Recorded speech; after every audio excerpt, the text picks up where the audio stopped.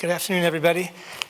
You know, if you read the papers, you get the impression that America has lost, or relinquished maybe, a position of leadership in the global economy that it occupied for most of a century. You get the sense that there's an urgent need for a policy of American renewal to recover that position.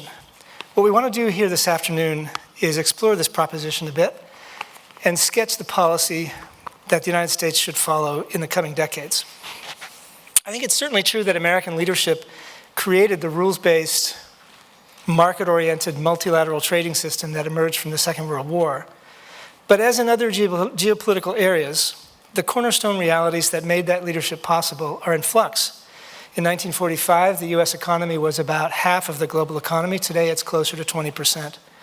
Other centers of innovation and industrialization and investment have grown, and in a foreseeable future could rival or surpass the United States, at least in size.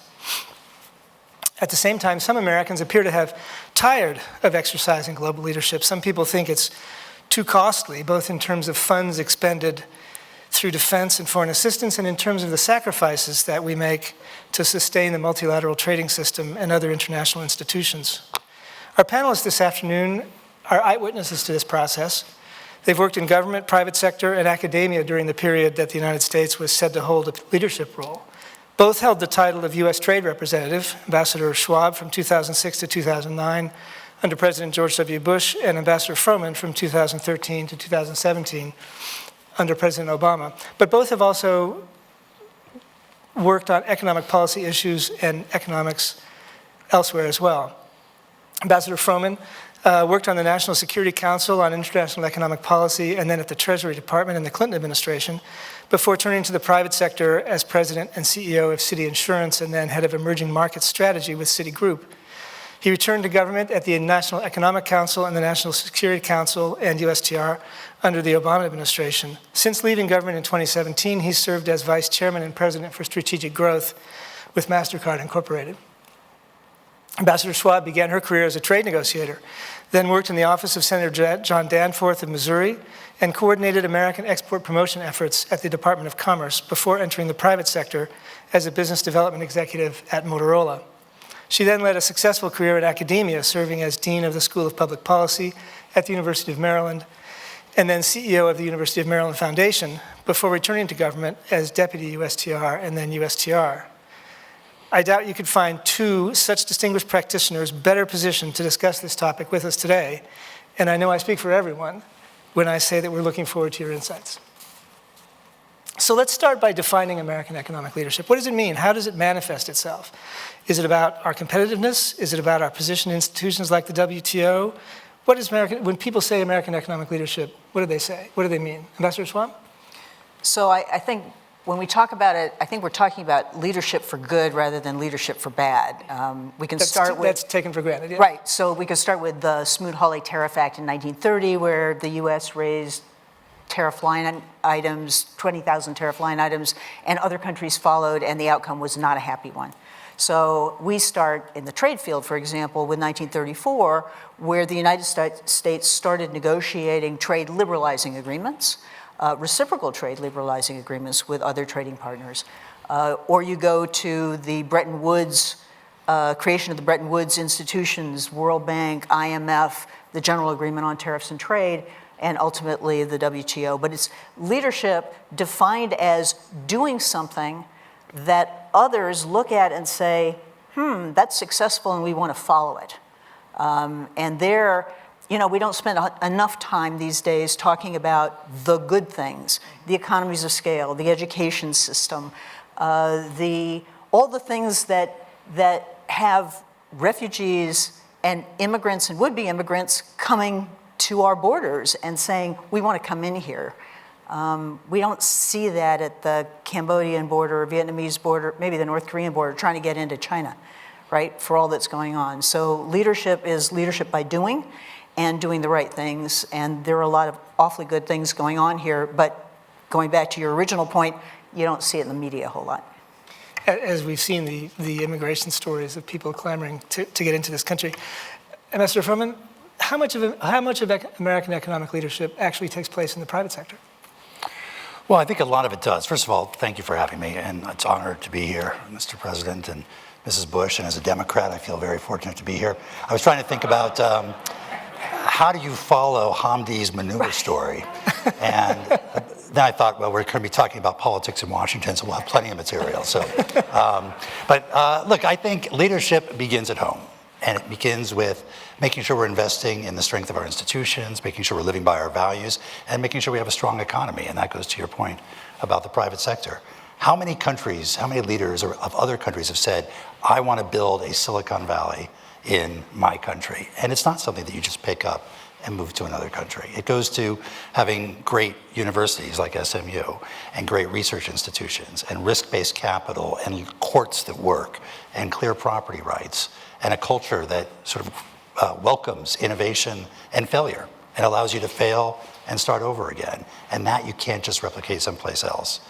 But we can't be complacent about it. Others are pursuing other models. And I'll use China as an example, is catching up in a number of respects in terms of innovation. We have to be on our front foot.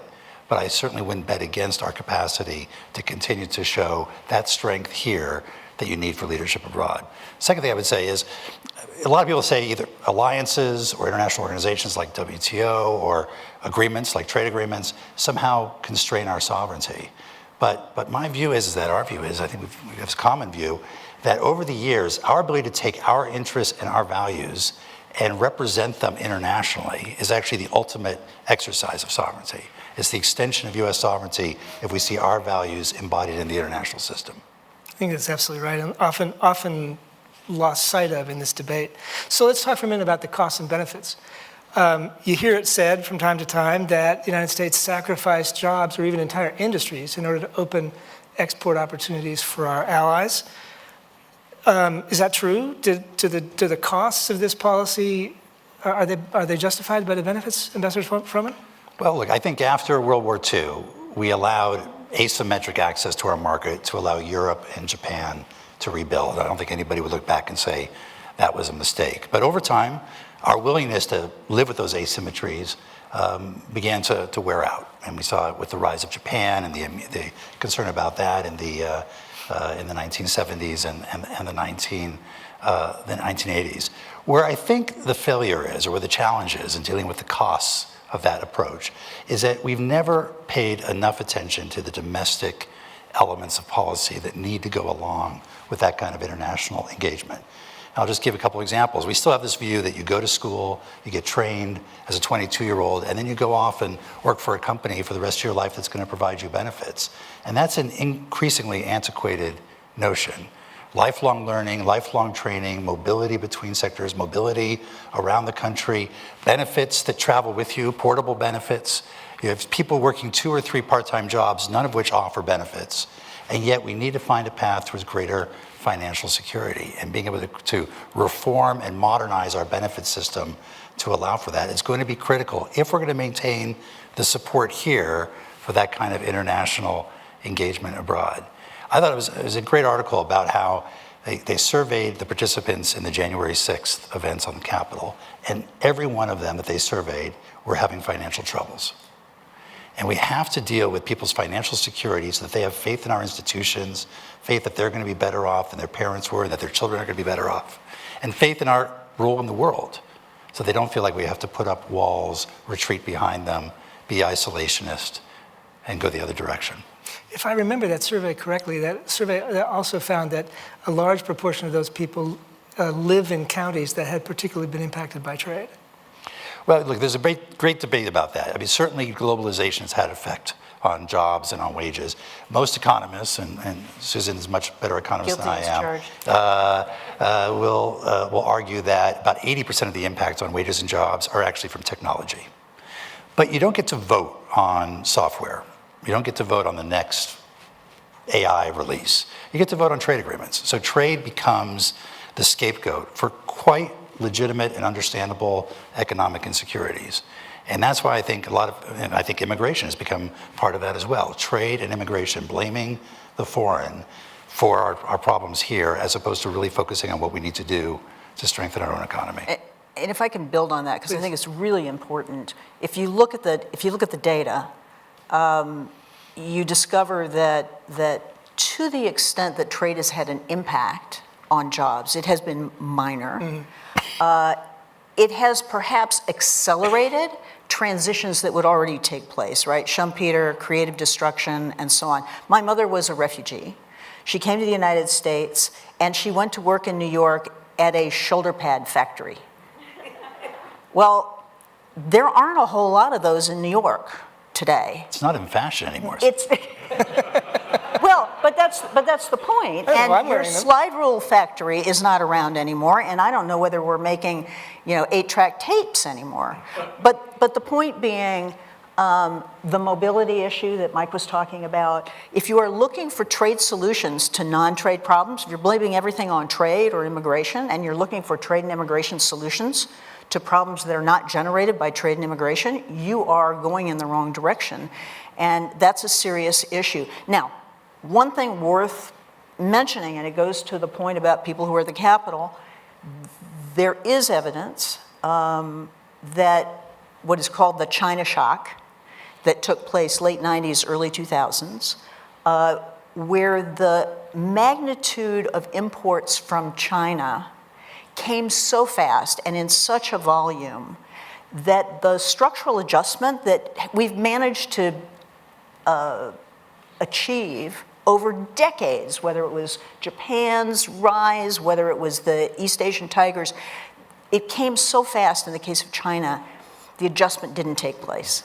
And people were upside down in mortgages, and the mobility factors didn't exist. And so that really was dislocating. And our education system hasn't kept up. So there are a lot of domestic factors. But trade agreements, this is a pie that grows. This is not a zero-sum exercise. So let's talk about China a little bit, and particularly China and the EU, say the two kind of major competitors to the United States.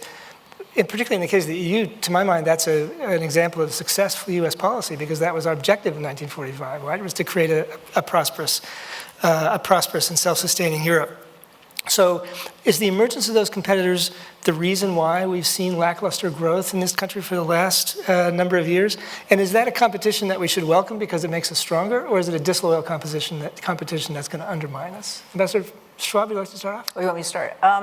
So I think competition is healthy, but I think fair competition is healthy. So now we're moving from the classical economist to the trade negotiator, and there's a little bit of mercantilism in all of us, much as we don't like to admit it. So there is I think competition is good. I'd rather meet the competition outside our borders before they get here. Again, the magnitude of some of the government intervention going on, particularly in China, is very worrisome. The level of subsidies. And quite frankly, we keep saying, the China model, and we can spend the entire conversation about China, but the Chinese have drunk their own Kool-Aid, and they think, it's all perfect, all the subsidies, the state-owned enterprises, the government intervening in everything. But if you look at the most successful companies in China, they started out in the private sector before the government took them on. They evolved when the Chinese were opening up their market rather than closing them. And oh, by the way, the overcapacity where steel, aluminum, solar panels, all these things are dumped on the world market, that's actually China exporting their economic mistakes. Mm-hmm. And so those become trade dislocating and dislocating factors for market economies. And the real challenge, I think, going forward and currently is our private enterprises having to compete against governments. And that is the issue that we're having a hard time getting our head around and getting our institutions like the WTO to deal with. Yeah. Ambassador Froman, thoughts on that topic? Are we getting our pockets picked by our Chinese friends? Well, look, I agree with Susan that we're in violent agreement as usual, that I would distinguish between the EU and China. Sure, both are competitive, but the EU basically follows the rules-based system. And while we have trade tensions with them, it's good for us, for them to be strong and capable partners on a whole range of other issues. For China, I think it's really the biggest issue we face in terms of how do you integrate an economy as large and as important as China's into the rules-based system when they follow a fundamentally different set of rules? And how do we go about doing that? And we've had a policy of engagement since 1979 with the hope that is the more we engage, the more we integrated them into the international system, the more they would abide by the rules-based system, more they would become more like us. And that policy is not entirely a failure by any means. I mean, we should take a clear-eyed view of China. The China of today is fundamentally different than it was 20 years ago or 30 years ago in terms of the market activity, the role of the private sector, the economic reforms, the openness. But to be frank, they have not progressed on the economic reform path as far and as fast and as in a linear fashion as I think many of us expected. There's been backtracking, there's been the assertion of the state into the private sector, the party into the private sector in China, and that has created an unlevel playing field. And I think we can debate how the previous administration dealt with that and whether it worked or it didn't, but I think many of the issues that were raised are long-standing issues that the American people got sick of not seeing enough progress on. And they're issues that will continue to define our China strategy going forward. Yeah, Mike I agree with everything that Mike said. I mean, I think very disappointing as panelists. I'm sorry. Actually, yeah, we tend to agree on just about everything. Sorry, but we were right. The United States, was right to take the approach we took with China. What we didn't bargain on was the reformers being squashed the way they have in China, the Chinese reformers. The hardliners taking over the way they have. And I think we also didn't anticipate the leadership in China being able to use technology, particularly information technology, the way they have. I think we assumed that information technology would enable the Chinese people to have access to what was going on in the rest of the world, rather than the Chinese leadership and the Great Firewall really locking them in. And that has been a really disappointing and dangerous development. Yeah. What was the role, do you suppose, of the 2008-2009 financial crisis? One has the impression the Chinese came out of that feeling like they were on a roll and they had gotten it right and we had messed it up. Was that where the tide shifted? I think it's been sort of shifting slowly, really over the last couple of decades, and I do think the financial crisis had a big impact when they looked at the U.S. The rest of the world looked at the U.S. and said, "Gee, you've been perpetuating or promoting your model around the world, and it seems to have some fundamental flaws." And China took advantage of that. But I think that's been long underway. I think the irony is that China's really quite significant accomplishment, and we should recognize the accomplishment. It represents, over the last 30 years, 40 years, the most significant lifting of people out of abject poverty in human history. And it was made possible by the rules-based system and the openness of the rest of the world to their exports and the willingness of firms to invest in China that has now undermined the consensus in favor of that. And so it raises the question of what do we do from here? And I think part of it is being very clear what we expect from China in terms of not having policies that have an adverse impact on other countries. I'm not sure we're going to be successful. Any administration is going to be successful in changing their trajectory. They're a sovereign country. They're very proud, to your point, post-global financial crisis. But they should at least know that the benign international environment which made it possible for them to have such great success could change.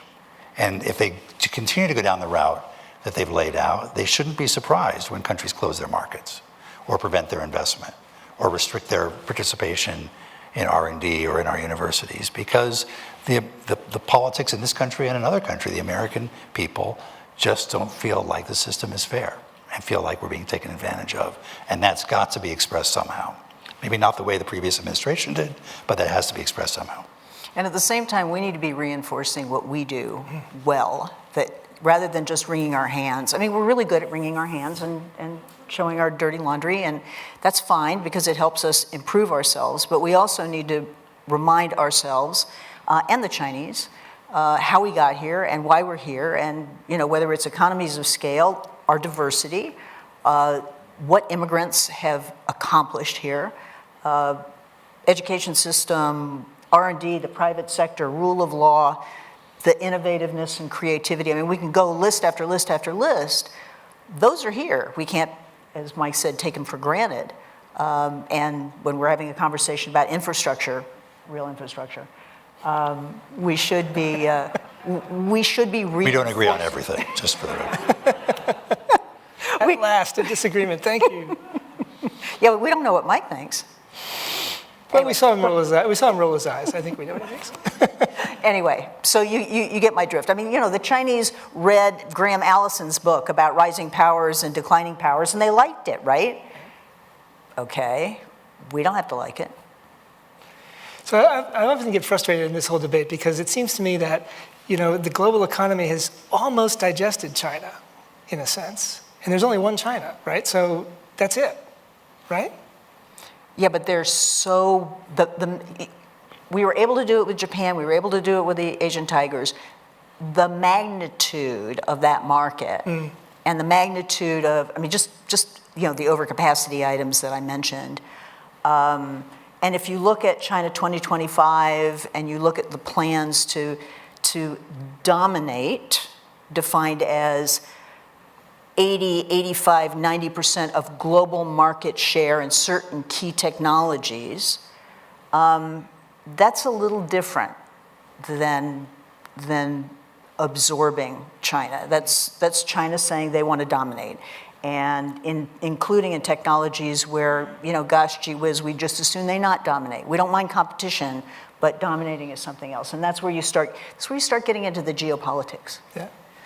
So is this why our economy has grown kind of disappointingly over the last, what, decade? Well, look, I think there's a lot of pressures on our economy and the nature of the financial crisis and the fact that financial crises tend to have slower recoveries than not.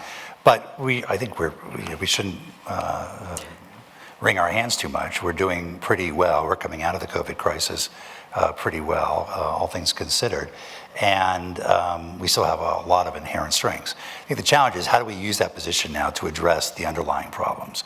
We still have, you know, widespread income inequality, opportunity gaps, wealth gaps that are creating social issues, creating political issues, and making it difficult to maintain that kind of consistent role in the world that we all think is quite important. So we need to address those domestic issues as well. And then on the international side, just to Susan's point, somebody's going to write the rules of the road for the international system.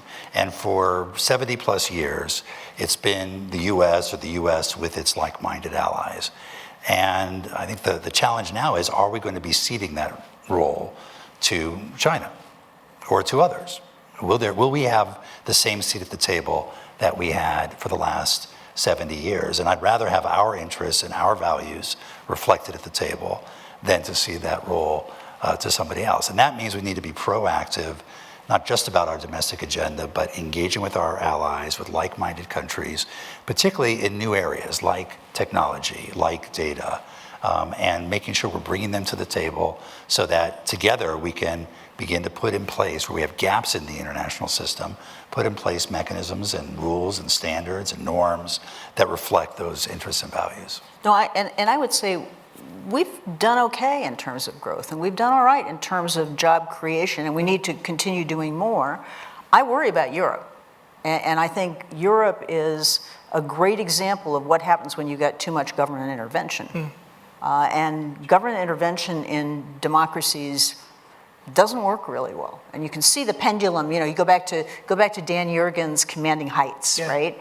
And you look at what happened end of the 70s, early 80s, and Margaret Thatcher and Ronald Reagan, and tremendous growth in the world, including China, you know, the hundreds of millions of people who came out of poverty when China opened up. And we had more open trade, and we had less regulation. The end of license Raj in India with Manmohan Singh's first term. You know, so there are examples that are manifold of why government intervention and some of the directions that, you know, we talked about socialism earlier, doesn't work.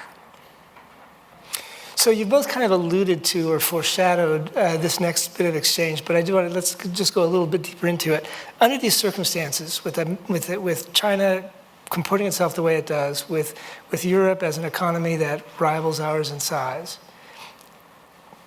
can we still lead the globe if we're not the largest economy on the globe? Is it still cost effective? Sure. I mean, going back to the definition of leadership, right? Leadership is you have ideas, you act, you engage in such a way that others want to follow you. Most of the countries in the world, if you look at some of the incredible polling out there, whether it's Pew or Gallup or Morning Consult, most of the countries in the world already believe China is the largest economy in the world. Mm-hmm. It doesn't make China more popular in the world. And it doesn't make them the leader in terms of institutions, right? There are countries that are having to toe the line, but there are a whole lot of countries that are really, really unhappy and really nervous about Chinese coercive diplomacy, mm-hmm. right? They would like to see the US stepping up and leading more. We have not been leading, and some of the examples we've been leading with haven't necessarily been ones others want to follow or should be following. So I don't think, I don't have a problem with a multipolar world. And I don't think the United States needs to, as long as we are doing the right thing at home and are able to lead by example and therefore have something to put on the table to bring others along, particularly when it comes to rule of law and some of the issues that Mike has referred to. So, Ambassador Froman, you kind of alluded to this question, but the same question kind of looked at the other way. What are the implications for our prosperity and security if we fail to successfully exercise leadership in the future? I think they're pretty dire. I think we can't afford not to be a leader, whether it's in the importance of our private sector and innovation and making sure that other markets are open, that they're following a rules-based system, that the standards being set are standards that we can compete on, that we're not being excluded. We can't, we're only 5% of the global population. So 95% of the world lives outside the United States. In order to be successful, to be competitive as a major firm, you've got to be able to reach beyond the United States and into other markets, and that's why exports are so important. And then I think in terms of our values too, if we don't lead and bring other people along to act consistent with our values, we're going to find ourselves in more and more entanglements and military engagements, which are not good for blood and treasure. So I think it's absolutely important that we lead. To Susan's point, I don't think we should wring our hands over this one. Foreign leaders, where do they want to send their kids to go to school? Foreign populations, whose culture, popular culture, are they tuned into? America exercises fantastic degrees of soft power that China doesn't. And to Susan's point, the more China invests in Africa, the more the Africans are begging us to come and to counterbalance. The Belt and Road Initiative, a brilliant initiative from a strategic point of view, but exercised in such a way that they're making more enemies than friends. And so we have a lot of strengths. It doesn't matter whether the GMP shows that we're number one or number two. What matters is that we have that leadership from a moral point of view, from a values point of view, from an institution point of view, and I think we'll continue to exercise that leadership. Let me give you just a couple examples. Yeah. We have, pardon me, the elected politicians out there, we have politicians on the left and the right who have campaigned for years now saying the United States doesn't make things anymore. In fact, US manufacturing output has grown fairly steadily for decades. Decades. We keep making things and making things and making things. Now we can have conversations about, resilient supply chains and so on, but we keep making things and making things. Now, the average consumer, when we go into a store, when we buy a piece of apparel or a shoe or something, it's going to say made in someplace else for the most part. But the airplanes, the electric generators, the oil and gas turbines, the big yellow equipment, that stuff's made here. A lot of that stuff's made here. And The fact that manufacturing is a smaller component of our gross domestic product is because the services sector has exploded, and that's the digital economy, it's financial services. So the fact is, all of this is a story that we don't talk enough about. But it is a really positive story, but we need to make sure that our students are able to read and write and arithmetic so that they can avail themselves of this. Yeah, totally right. So I'm hearing again kind of the answer to this next question, but let's end with a slightly deeper exploration of the question of what is the policy prescription that the United States should follow for the coming, 4 or 5 decades in order to assert that leadership role. Ambassador Schwab, you're looking at Ambassador Froman. 4 minutes. The future of the... You only get 2 of those minutes. Yeah, I only get 2 of those minutes. Look, I think, one, get our domestic house in order. Invest in infrastructure of all sorts. Make sure that we are continuing to be an R&D and innovation powerhouse. Address the issues of inequality and exclusion, equity for all people, whether by race, by gender, by economic situation, so that they feel like they've got a stake in the success of the institutions and of the system. And then internationally, to be proactive. The only thing that when you travel abroad, even Europe, there's this residual anti-Americanism. You see it all the time. But the only thing that they worry about more than America being dominant is America being absent, or America being indifferent. So they're looking for us to be involved, to be engaged, to show leadership. Now, sometimes I used to tease them. They would say, we need American leadership, which usually means they want us to concede something. And I would say, well, I'm happy to show leadership, but we don't want to concede our interests to do so. We've got to be very firm about our interests, bring others along, build those coalitions. It takes a lot of hard work, but it can be done. And then we have a coalition of the ambitious that can get together and really show that we can advance the rule setting, the standard setting, the value setting for the international system. So I agree with everything that Michael said. Okay, few nuances, but I agree with everything he said. I would reinforce the point about getting buy-in from the American people, and a lot of that has to do with being honest with the American people about where our strengths are, not just where our weaknesses are. The positive contributions that immigration makes, the positive contributions that trade makes. Small and medium-sized companies are the ones that benefit the most from trade. I mean, the large multinationals, they can invest behind barriers in other countries. The SMEs, can't do it. The investment in education, we've talked about, that is absolutely critical. The point, though, that we need to get better at what we're doing and engage more in a dialogue, the kind of dialogue we're having today, rather than talking past each other. And the voters have to hold their politicians accountable. I think the media needs to be educated, another story for another conference. And the last thing I would say, and this is a bit glib, I think every young person in the United States ought to go spend a couple months in a developing country, a poor country, and or a country with an autocratic regime, and then come home. Yeah. So fair to say, a fundamentally hopeful message. American economic leadership is not dead. It is within reach. And in fact, it is a natural vocation of this country and this community of people. And it's welcomed by the rest of the world. Fair summary? So who saw that coming? A hopeful discussion about economic policy. Thank you both very much. Thank you.